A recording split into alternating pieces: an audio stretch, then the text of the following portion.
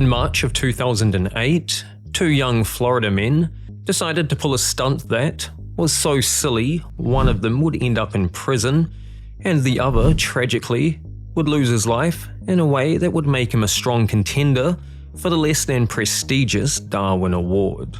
Now, for those of you new to the series, the Darwin Award is bestowed upon those who meet their demise in an especially absurd or reckless manner. The satirical award suggests the individual effectively strengthened the human gene pool by removing themselves from it.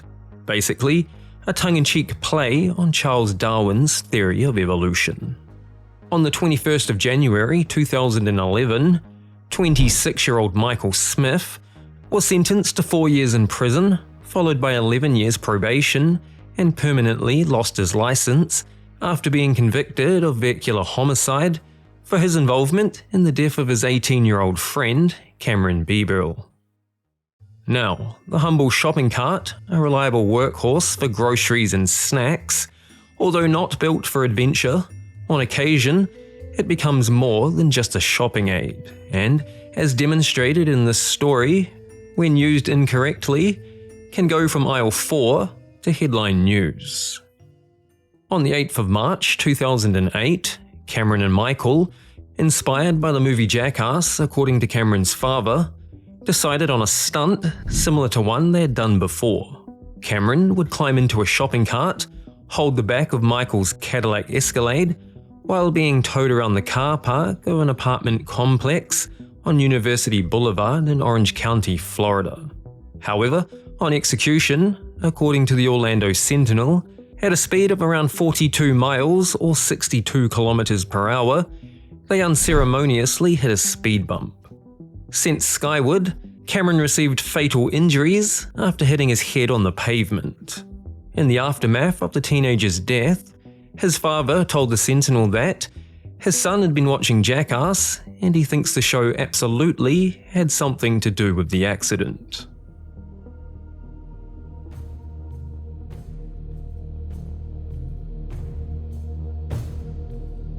For those fortunate enough to experience Africa on safari, few sights compare to the natural beauty of its wildlife. Elephants, zebras, leopards and lions would leave a lasting impression on most of us, an unforgettable experience. However, not everyone goes with the same intentions. 44-year-old Scott Van Zyl was the owner-operator of SS Pro Safaris based in South Africa. SS Pro Safaris specialized in big game. Nope, not this game, aka killing Africa's most iconic animals. As per their website, it's all done in the name of conservation. According to videos on his channel, he loved getting up close and personal with the elephants, right before ending their lives. In other videos, he hangs meat from a tree to bait in a leopard and bravely shoots them from a safe distance. For Scotty and his paying customers, no animal was too majestic. In April of 2017, Scott was on a hunting trip near the Limpopo River in Zimbabwe. Rising in South Africa, the Limpopo River flows over 1,000 miles to the Indian Ocean, passing through Botswana, Mozambique, and Zimbabwe, and is home to two of Africa's deadliest creatures, the hippo and Nile crocodile. According to a BBC article, Scott, his dogs, and a local tracker were out hunting. Looking for crocodiles, the two men abandoned their vehicle and entered the bush in different directions. Later that day, when his colleague returned to the truck, noticing the dogs had returned but Scott hadn't, he suspected something was amiss. When late afternoon arrived and Scott still hadn't, local officials and a team of trackers set out to find him. Searching near the river, they found some footprints that led to a backpack belonging to Scott. More disturbing than finding his backpack was what they found near it. 3 very large Nile crocodiles. Reaching up to 20 feet in length, the Nile crocodile is one of Africa's top predators. Known for powerful ambush attacks, they prey on anything from fish and mammals, and sometimes humans. In fact, there had already been 4 fatal crocodile attacks in Zimbabwe that year. believing the crocodiles might have had something to do with Scott's disappearance. According to a BBC article, the 3 crocodiles were shot and their stomachs were inspected. Human remains were found in one of them, and DNA tests confirmed it was Scott. As the old saying goes, live by the sword, die by the sword. Pranking on YouTube became popular in the early 2010s. Driven by suspense, humor, and shock value, prank videos involving scares, public disruptions, and social experiments quickly went viral on YouTube and other social media. Viewers were taken in by the unpredictable reactions and the entertainment value these videos offered. However, as creators sought to outdo one another and competition grew, the stunts got riskier and often crossed ethical boundaries, sometimes leading to lawsuits, jail, and even death. Minnesota couple 22-year-old Pedro Ruiz and 19-year-old Mona Lisa Perez had a small YouTube channel. Featuring a mix of pranks, challenges, and everyday moments, they had dreams of viral success. Although making mostly playful content, Pedro had an idea for a prank that he was convinced would get them noticed, and, as it would turn out, he wasn't wrong. The channel is going to consist of a lot of crazy stuff. I'm not into doing all the by the law. I mean, I will if I have to, but my thing is crazy. I'm borderline crazy stuff. I love doing crazy stuff just so you don't have to. He planned to take an encyclopedia, hold it to his chest, and Mona Lisa would take a handgun and shoot the book at point blank, all while recording for YouTube. His theory was that the denseness of the book would save him. Dense was a factor in the stunt. Unfortunately, it wasn't the book. Their choice of weapon was the Desert Eagle handgun. Nicknamed the Deagle, it's a single-action, gas-operated semi-automatic pistol and one of the most powerful on the market. Here is the result from a news channel that reenacted the event after. The 26th of June 2017 was to be the day of the stunt. A nervous Mona Lisa posted online, "Me and Pedro are probably going to shoot one of the most dangerous videos ever. His idea, not mine."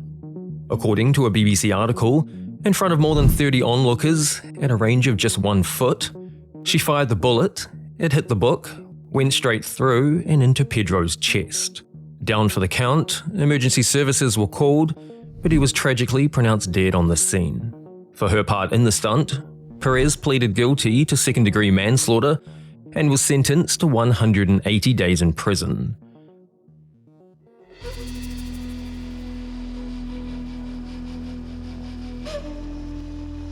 This next story came to me as a suggested BBC article while researching the Scott Van Zyl story from earlier in the video.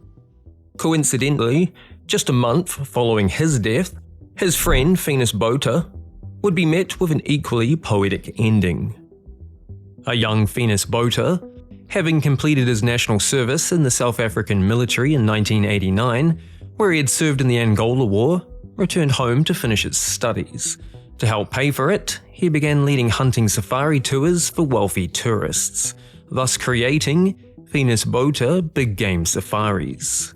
Fast forward to 2017, according to a BBC article, he specialized in hunting lions and leopards assisted by dogs. Looking at his website, showed he hunted crocodiles and elephants too, and it would be while hunting the latter that he would earn his spot on a Silliest Ways People Died video. In May of 2017, Botha, while leading a hunting group near Wangi National Park in Zimbabwe, happened upon a herd of breeding elephants. However, according to South Africa's News 24, when 3 of the elephants charged them, the group opened fire. It was then that a 4th elephant caught them by surprise. After ramming them, according to the same article, a group member fatally shot the elephant, which then collapsed on top of Botha and unceremoniously crushed him to death.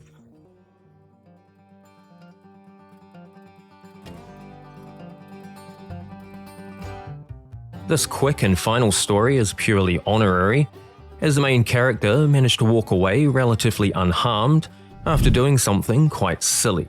However, it's probably one of the most iconically Australian ways not to die. Now, us New Zealanders love our Aussie brothers. If we're going on holiday, chances are it's to Australia.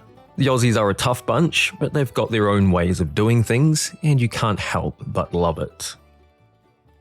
At around 2:30 a.m. on Sunday, the 19th of March 2017, 18-year-old Lee DePowell was hanging with friends on a wharf on the Innisfail Esplanade on the Johnston River in the far north of Queensland, Australia. The Johnston River is home to a large population of both salt and freshwater crocodiles, and swimming is not recommended. Regardless, Lee bragged to his mates that he could enter the water, swim to the middle, and come back. His friend, 24-year-old Sophie Patterson, told Aussie media they thought he was joking and wouldn't do it. However, joking he was not.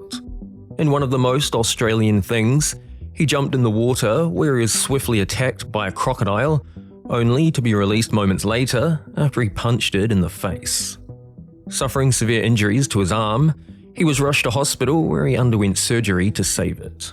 After receiving some newfound fame in the aftermath of the incident, he appeared in several interviews, some of which were reported to have paid him around 20,000 Australian dollars. Lee, good morning to you, my man.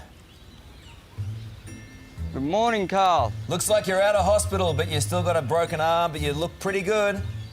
Yeah, thanks, mate. Dared to jump in, so I jumped in.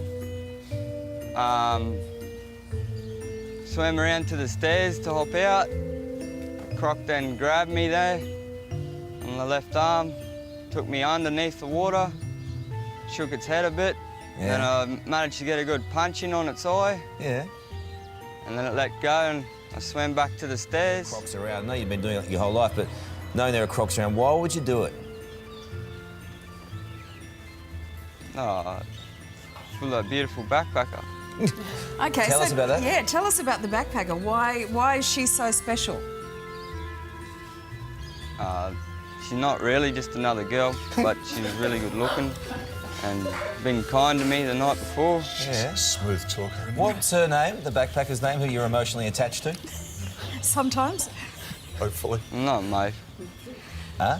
Oh, Sophie. Sophie. Patterson. And where's Sophie from? England. Yeah. However, unfortunately, this wasn't where the story ended. Shortly after, according to an ABC Australia article, Lee was sentenced to 3 months in prison after going on what his lawyer described as an illicit substance-filled binge, where he assaulted 2 police officers and tried to steal a car. That's all for today's video.